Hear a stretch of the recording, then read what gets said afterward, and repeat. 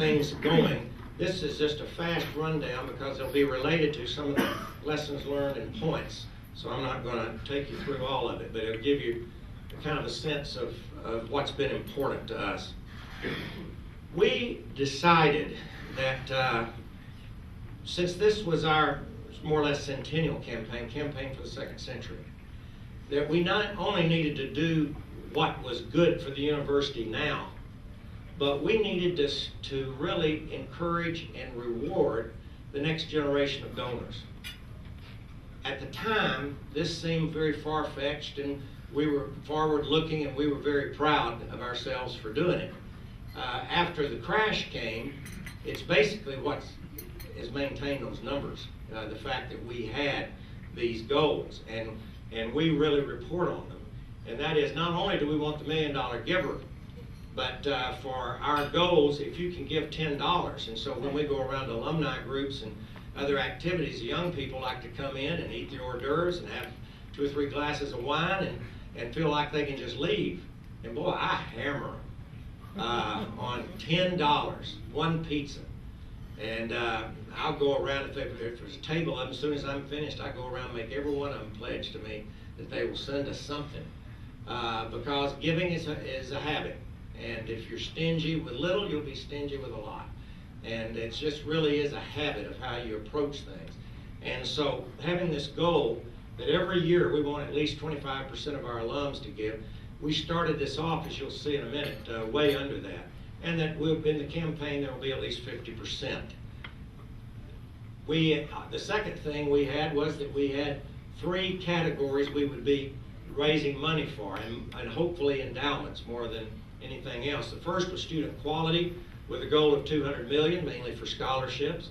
The second was faculty excellence, and faculty and academic excellence, $350.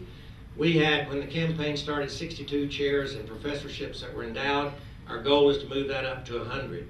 We're at 78, so we've added 16, and we've got 22 to go to make that goal. And then the campus experience, athletics is in there, but also resident halls, new band hall, a number of things like that all are part of campus experience. We start off every year, just to show you, when we started this campaign, we were at 13% annual participation. It's been going up, but July the 1st, we start again, and we start going back up. And this was October's. We're now at about 16 or 17, but it goes up, and we hope it'll be up here, and eventually we'll get over to 25.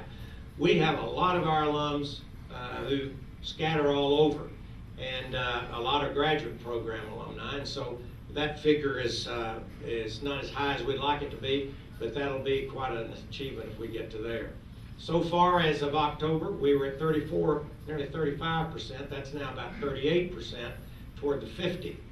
So each of those has been going well. And then just to finish it up, we do a line, and I started this a long time ago when we had campaigns, where you start on the day and where you hope to end up. You draw a line down that, and then you plot where you are along it. And that is a tough taskmaster, because when you drop below that line, your committee starts looking at you, and you start looking at the committee. And we may drop below that line. We did in the last campaign for a while, but not for very long, because you got to stay with it to reach over here. For the Bush Library, Don Evans and all the people, our job is to help in the fundraising, but the foundation is basically doing it. Bush Foundation, Brad Cheese loaned him his right arm for about 2 years to help get this underway, and so we've done that. But they said, well, you know, how do we stay on track with this? And I said, very simple. We start at 0, we run up here to 300 million, put the date under it, and see how you go from there. And it keeps you focused as you go along. And like I said, we're now about 415. Okay, now let me go back and start going through some of the things that I think have been tremendously important to the success of our campaign and the numbers, and we think carry over to anybody else. And that is, when the crunch happened, even individuals who could have given you $1 million weren't going to do it. It was sort of bad form when so many people are having a difficult time. And so, and as one guy told me, he said, I'm still rich, I just don't feel as rich. And when it comes time to give, I like to feel rich when I'm giving, because then it sort of comes out of a sense of largesse rather than some kind of strident thing. And so we basically had to kind of go back and rethink, well, how are we going to approach this? And this is where these two goals have come in, because they really did allow us to do things that basically kept people involved. And Brad and I and others really talked through this a lot. And we said, all right, what do we want to achieve during this year, in which the first year of the recession, because it took till March for everybody to know where the bottom was. And so what we decided was that we have got to keep in touch with our folks, and we've got to ask them, we cannot ask them anything that appears that our goals are what's important in their lives and that their family stability and all that can go out the door. We've got a goal, and that will lose somebody for you in a hurry. So what we would want to do is keep them involved with the campaign, but basically talk to them about just doing what they can do. And just do what you can do. And so we actually, from the year before the recession started to the year of the recession, we actually increased the number of donors to our campaign on an annual basis. Now, the annual gift, the average gift of those donors was down 2/3.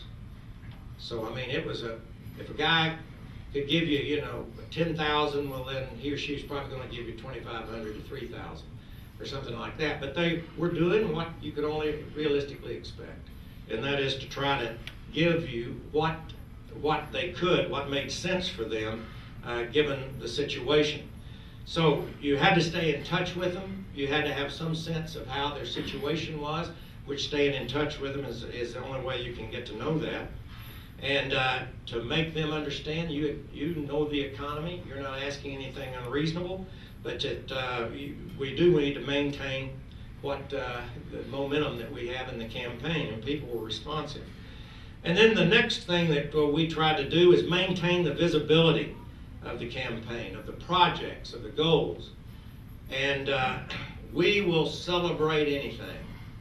And we've had a lot of events that we use the term celebrate because it communicates to people, others are doing things are coming out, the momentum's continuing, and so on. If we go without a month or two without much of an announcement, people literally wonder, well, how's the campaign doing? Is it dragging, or so on? And so it was really important for us to have events that they could follow and know that the campaign's going on and that things are really moving forward. And then in a time like this in which people really are sacrificing, if they give you anything, is an emphasis on appreciation. And that's shown a lot of ways. One is getting their records right. Anything you mail to them about their gifts are correct.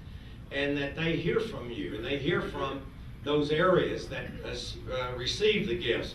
Robert Dedman had a definition for appreciation. And it was the hearty anticipation of gifts yet to be received. And because his view was that appreciation for any one gift